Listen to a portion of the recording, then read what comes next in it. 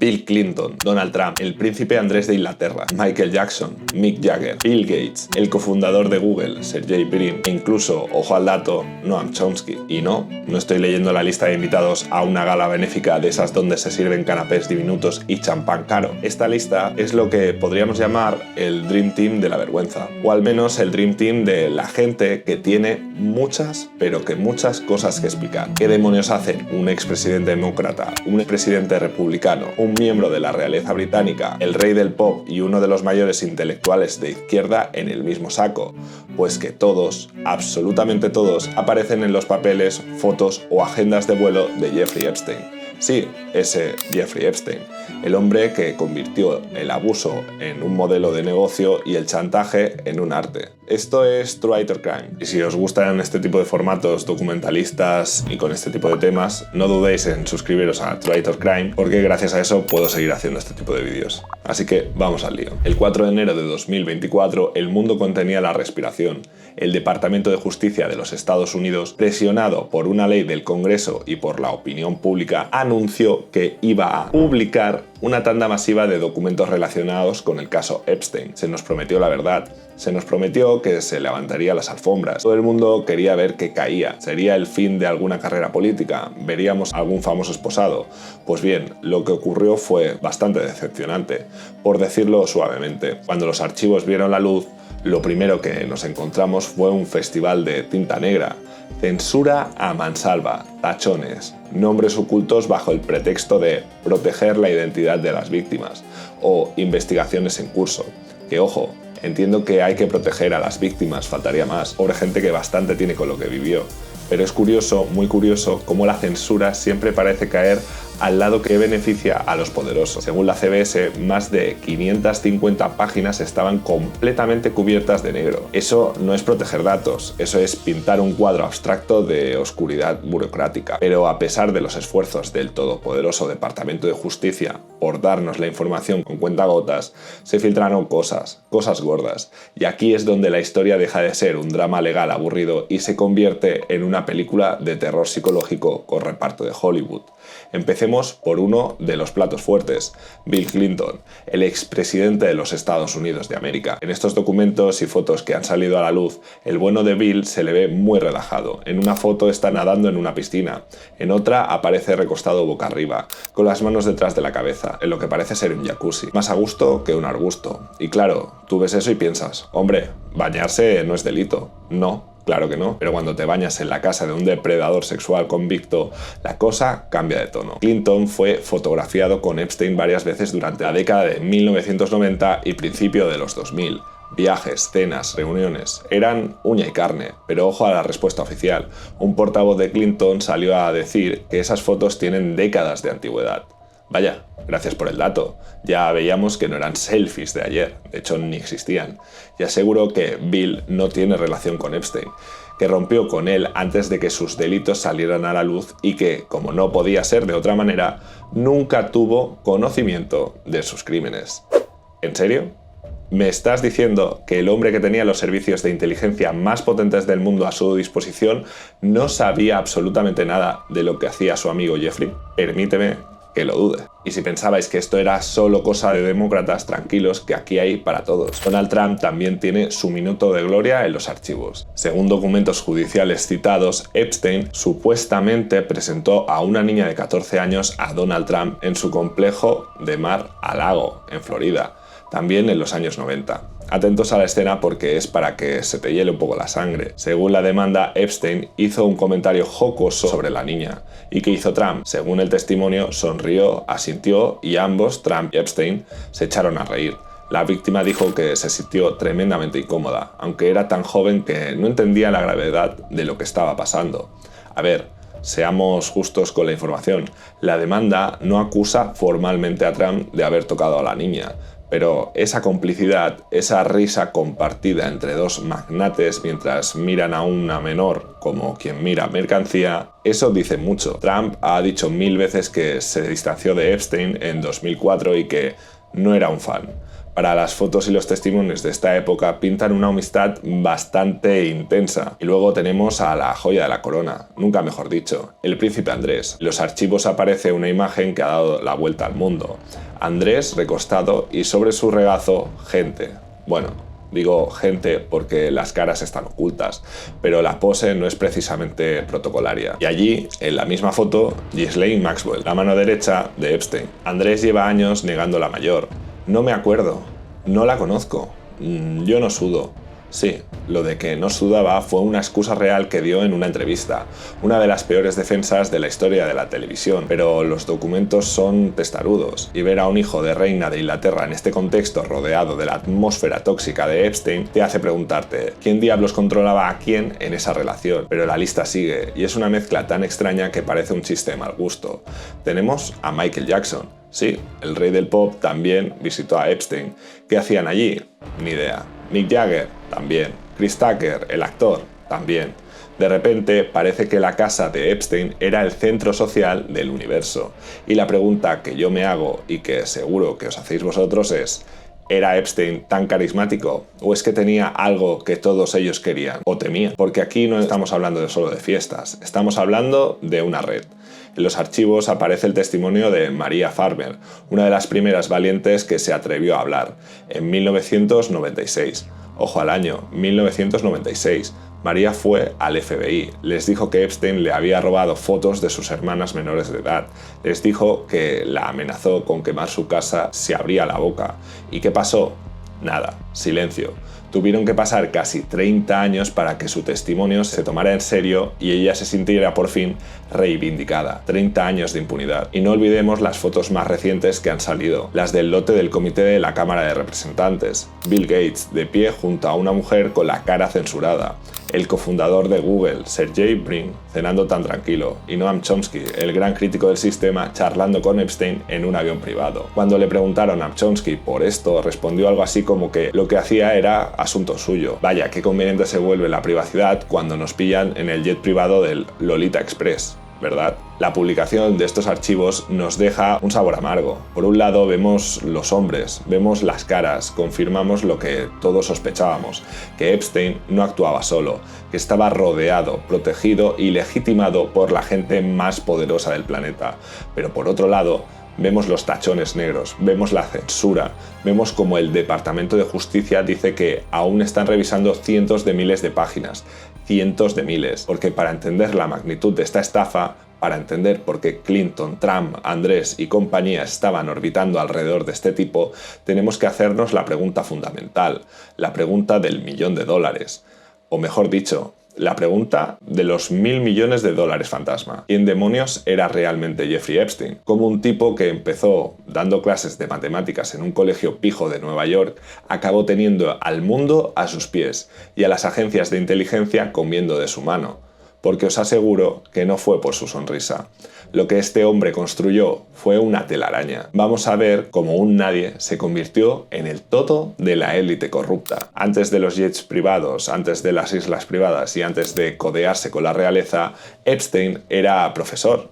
Y no un profesor cualquiera, sino un profesor de matemáticas y física en la Dalton School de Nueva York, un colegio ultra elitista, de esos donde los niños llevan apellidos que salen en las noticias financieras. Lo curioso del tema es que Epstein ni siquiera tenía un título universitario, pero oye, tenía carisma, o labia, o lo que sea que tuviera ese señor para engatusar a quien se le pusiera por delante. Estamos en 1976. Un padre de un alumno se fija en él.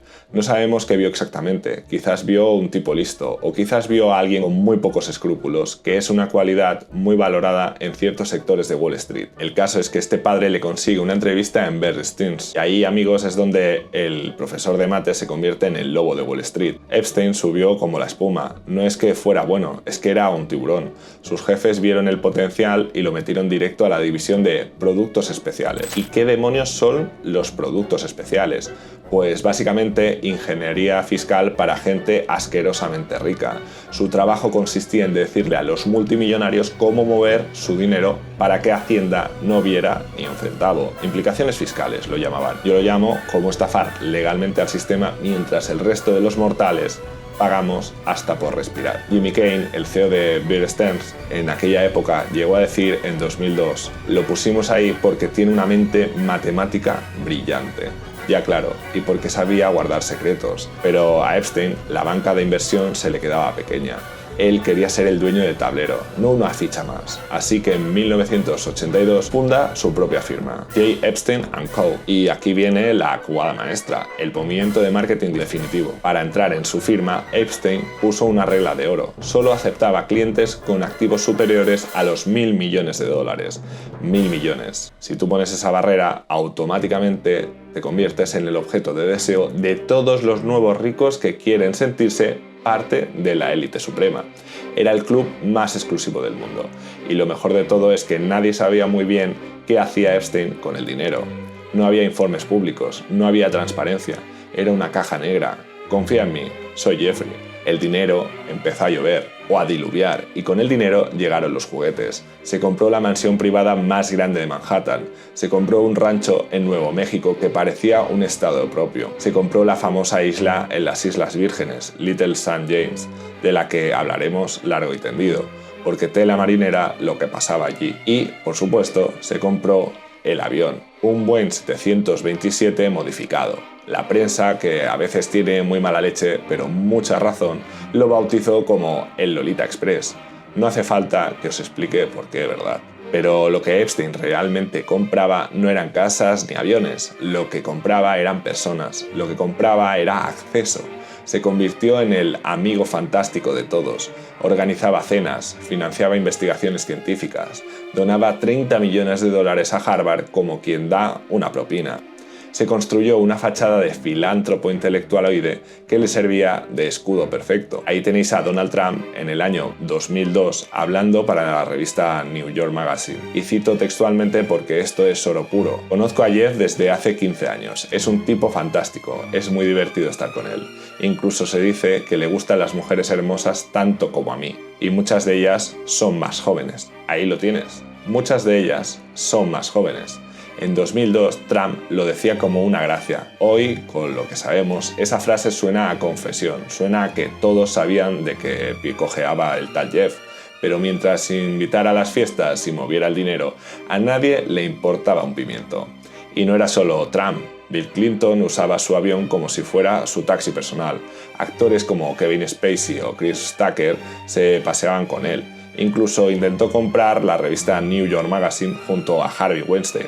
Dios los cría y ellos se juntan. Pero Epstein jugaba a dos bandas. Por un lado era el alma de la fiesta, por otro era un fantasma, porque mientras Epstein descorchaba botellas de champán con la élite y arreglaba los impuestos de los 1.000 millonarios, estaba tejiendo una red mucho más oscura. Su mansión de Palm Beach no era solo una casa de vacaciones, era un centro de operaciones. Y aquí es donde la historia del genio financiero se cae a pedazos y empieza la historia del monstruo. Porque todo ese poder, todo ese dinero, toda esa influencia tenían un único fin: satisfacer sus impulsos más bajos y muy probablemente tener material para chantajear a cualquiera que se atreviera a toserle. Nadie se hace tan intocable solo por saber de matemáticas. Nadie. La gente se preguntaba, ¿de dónde saca tanto dinero? ¿Por qué Les Wexner, el dueño de Victoria's Secret, le dio poder notarial total sobre su fortuna? ¿Por qué nadie lo investigaba? Pues porque cuando tienes a los poderosos comiendo de tu mano y quizás grabando un vídeo en situaciones comprometidas, tú eres la ley. O al menos eso creía él. Pero hasta los genios cometen errores, y el error de Epstein fue creer que las víctimas, esas chicas a las que reclutaba con promesas falsas de masajes y carreras de modelo, nunca hablarían. Pensó que eran invisibles. ¡Qué equivocado estaba! En 2005 la burbuja empezó a pincharse. Unos padres en Florida, indignados, asustados pero valientes, fueron a la policía. Su hija de 14 años había estado en la casa de Epstein, y lo que contó no tenía nada que ver con implicaciones fiscales. Ahí empezó todo, la primera grieta en el imperio, pero lo que iba a salir de esa grieta no era solo un caso de abuso, era la prueba de que el sistema judicial de Estados Unidos estaba comprado hasta la médula, porque lo que pasó en 2008 no fue justicia, fue una estafa, fue uno de los acuerdos más vergonzosos de la historia legal moderna. Ahora os voy a contar cómo Epstein, con todas las pruebas en su contra, con decenas de víctimas señalándole, logró salir por la puerta de atrás con una palmadita en la espalda. Vamos a hablar del acuerdo de la vergüenza, de la isla y de la mujer que lo hizo todo posible. Imagínate por un segundo que tienes una isla privada. En el Caribe, aguas turquesas, palmeras, sol eterno, suena a paraíso, ¿verdad? Suena al lugar donde te irías a beber mojitos y olvidarte de que existe el lunes. Pero Little St. James, la isla de Jeffrey Epstein en las Islas Vírgenes, no era un paraíso, era una cárcel de oro. Era el escenario de una película de terror disfrazada de resort de lujo. Los lugareños no la llamaban la Isla del Retiro, la llamaban la Isla de la... Y no es un mote que me acabe de inventar, es literal. Sabían que algo muy turbio pasaba allí. Veían llegar los barcos, el helicóptero, veían llegar a las chicas y veían que muchas no parecían estar allí por turismo. Pero Epstein no montó este parque temático del abuso él solo. No señor, todo gran villano necesita un número 2, un cerebro operativo, y aquí entra en escena Ghislaine Maxwell. Si Epstein era el dinero y la fachada, Ghislaine era la madame, hija del magnate de la prensa británica Robert Maxwell. Ghislaine tenía algo que Jeffrey no tenía: pedigrí.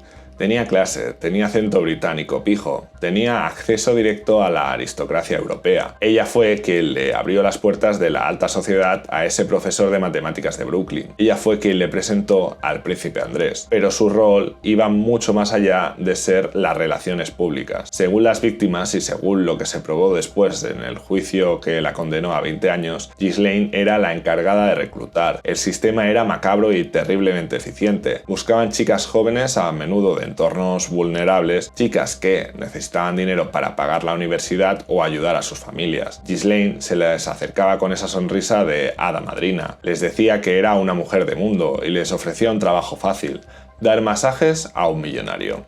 No te preocupes, es un caballero, te va a ayudar en tu carrera, les diría. Era una trampa. Una vez en la casa, ya fuera Palm Beach o en Nueva York o en la isla, la dinámica cambiaba. El masaje dejaba de ser un masaje. Y si alguna chica se sentía incómoda, ahí estaba Ghislaine para normalizarlo todo, para decirles que no pasaba nada, que así funcionaba el mundo de los ricos. Incluso participaba. Sarah Ransom, una de las víctimas, le dijo claro en la BBC: Ghislaine controlaba a las chicas, era como la madame. Y lo peor es que montaron una estructura casi piramidal. Epstein pagaba extra a las chicas si traían a otras amigas. Convirtieron el abuso en un esquema Ponzi de víctimas. Todo esto funcionaba como un reloj suizo hasta que, como os conté antes, en 2005 la policía de Palm Beach entró en escena. Y aquí hay que romper una lanza a favor de esos policías locales. Hicieron su trabajo, investigaron, encontraron pruebas para aburrir. Cuando registraron la mansión de Palm Beach, encontraron fotos de chicas por todas partes. Nombres, teléfonos, era un catálogo. Los detectives de Florida tenían claro que tenían entre manos un caso de tráfico sexual de menores de libro. Tenían a decenas de víctimas dispuestas a hablar. Tenían evidencia física. Estaban listos para meter a Epstein en la cárcel y tirar la llave al mar. Se hablaba de cadena perpetua, se hablaba de cargos federales gravísimos. El FBI se involucró. Parecía que, por una vez, la justicia iba a caer con todo su peso sobre el rico abusador. Pero entonces pasó lo de 2008, porque esto es lo que se conoce como el Acuerdo de la Vergüenza, y no es para menos. Entra en escena Alexander Acosta, el fiscal federal en aquel momento. Sí, el mismo Alexander Acosta que luego Trump nombraría secretario de Trabajo. El equipo de abogados de Epstein se reunió con la fiscalía. Empezaron las negociaciones secretas, y cuando digo secretas es que ni siquiera avisaron a las víctimas, lo cual, por cierto, es ilegal según la ley de derechos de las víctimas de crímenes. Se pasaron la ley por el arco del triunfo. El resultado de esta negociación es, probablemente, el mayor escándalo judicial de la historia reciente de Estados Unidos. Atentos a la condena. De enfrentarse a cadena perpetua, Epstein aceptó declararse culpable de un solo cargo estatal de prostitución. La pena, 18 meses de cárcel. 18 meses, por abusar de docenas de menores. Hay gente que pasa más tiempo en la cárcel por robar un coche o por tenencia de marihuana. Pero esperad que la broma no acaba aquí. No fueron 18 meses reales, al final fueron 13. Y no fueron en una prisión de máxima seguridad. Fue en una cárcel del condado, en una ala privada, donde al parecer la puerta de su celda ni siquiera se cerraba. Y lo mejor de todo, le concedieron el programa de libertad para trabajar. Esto significaba que Epstein podía salir de la cárcel 12 horas al día, 6 días a la semana para ir a trabajar a su oficina. Sí, como lo oís, el tipo salía por la mañana, se subía a su chofer, se iba a la oficina de lujo a seguir moviendo sus millones y a recibir visitas, por cierto, y volvía a la cárcel solo para dormir. Básicamente usaba la cárcel como hotel, pero la guinda del pastel, el detalle que realmente nos hace pensar en una conspiración de alto nivel, estaba en la letra pequeña del acuerdo. Una cláusula secreta de no enjuiciamiento. En este documento, el fiscal Acosta aceptó conceder inmunidad no solo a Epstein por cualquier crimen federal pasado, sino también a cualquier potencial co-conspirador. ¿Qué clase de acuerdo judicial da inmunidad preventiva a gente que ni siquiera ha sido nombrada o imputada? Es una carta de salida gratis de la cárcel para Ghislaine, para los que viajaban en el avión, para los que visitaban la isla. Básicamente, el gobierno de los Estados Unidos brindó a toda la red de Epstein en 2008. ¿Por qué? Esa es la pregunta del millón. Acosta dijo años después, cuando le apretaron las tuercas, que Epstein pertenecía a la inteligencia y que era un asunto por encima de su nivel salarial. ¿Inteligencia? ¿Espía? ¿Del Mossad? ¿De la CIA? ¿O simplemente un chantajista con tanta información sobre gente poderosa que el sistema prefirió protegerlo a él antes de exponerse a que cantara? Las víctimas se quedaron destrozadas, se sintieron traicionadas por su propio gobierno. Imaginad ser una de esas chicas, haber tenido el valor de contar tu historia a la policía y ver cómo tu abusador sale sonriendo del juzgado. Se va a su oficina a seguir haciendo dinero y tú te quedas con el trauma y sin justicia. Epstein se sintió invencible. Salió de la cárcel, siguió con su vida, siguió viajando, siguió viendo a sus amigos poderosos, aunque algunos como Clinton empezaron a borrar su teléfono de la agenda públicamente, se registró como delincuente sexual, sí, pero en la práctica era un hombre libre. Pensó que se había salido con la suya para siempre. Pensó que su dinero y sus secretos le mantendrían a flote eternamente. Pero el mundo estaba cambiando. El movimiento Me Too estaba a punto de estallar. La prensa, especialmente el Miami Herald, con la periodista Julie K. Brown, no soltó el hueso. Empezaron a escarbar en ese acuerdo podrido de 2008. Empezaron a buscar a las víctimas de nuevo. Y esta vez la historia no se podía tapar con un cheque. En 2019, Epstein volvió a aterrizar en Estados Unidos tras un viaje a París. Pensaba que era intocable. Pero esta vez el FBI le estaba esperando en la pista, y esta vez no había acuerdo secreto que valiera. Lo que pasó después, su encarcelamiento en el Centro Correccional Metropolitano de Nueva York y su final, bueno, eso merece un capítulo aparte, porque si creías que lo del acuerdo judicial era turbio, espérate a ver lo que pasó en esa celda. Cámaras que no funcionaban, guardias que se duermen y un hombre con demasiados secretos que de repente deja de hablar para siempre. Lo encerraron en el Centro Correccional Metropolitano de Nueva York, el MCC. A ese sitio lo llaman el Guantánamo de Nueva York. Es una fortaleza. Allí han estado encerrados el Chapo Guzmán y terroristas de alto nivel. Se supone que es el lugar más seguro y vigilado de la ciudad. Se supone que allí no te puede pasar nada y que tampoco puedes hacerte nada a ti mismo. Pero Epstein no era un preso normal.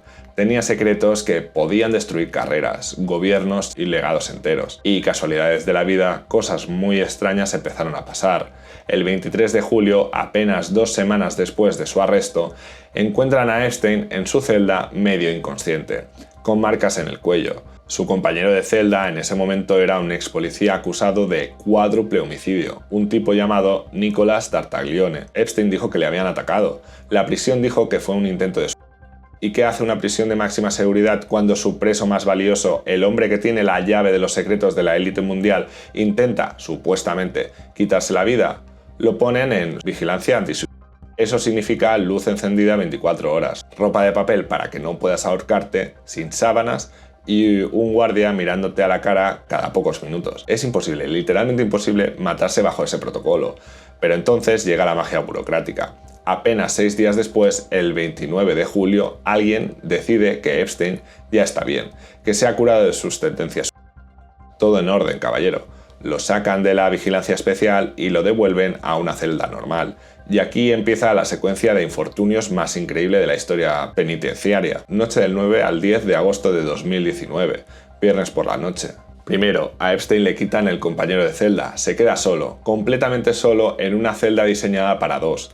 Esto por protocolo no debería pasar con alguien con su perfil psicológico reciente, pero pasó. Segundo, los guardias encargados de vigilar esa unidad eran Toba Noel y Michael Thomas, Estaban haciendo horas extras obligatorias. Estaban cansados, sí, pero su trabajo era simple: pasar por la celda de Epstein cada 30 minutos y comprobar que respiraba. ¿Lo hicieron? No. Según la investigación posterior, se pasaron la noche durmiendo y navegando por internet, comprando muebles, leyendo noticias de deportes y buscando ofertas de motos. Durante horas nadie miró esa celda y, para taparlo, falsificaron los registros. Firmaron como que habían hecho las rondas que nunca hicieron. Tercero, las cámaras. En una prisión de máxima seguridad hay cámaras hasta en la sopa. Pues bien, resulta que justo esa noche las cámaras que apuntaban el pasillo de la celda de Epstein funcionaban mal, o las grabaciones estaban dañadas, o no grababan el ángulo correcto. ¿En serio me estás diciendo que en el caso más importante del FBI en décadas fallan los guardias, fallan las cámaras y falla el protocolo de compañero de celda? ¿Todo a la vez y en la misma noche? A la mañana siguiente, el 10 de agosto, encuentran a Jeffrey Epstein muerto, ahorcado, según la versión oficial, con una sábana atada a la litera de arriba. La versión oficial fue suicidio, evidentemente, caso cerrado. Pero luego llegó la autopsia. Y aquí entra el Dr. Michael Baden, un forense legendario contratado por la familia de Epstein para observar el proceso. Baden salió y dijo algo que dejó a todo el mundo helado.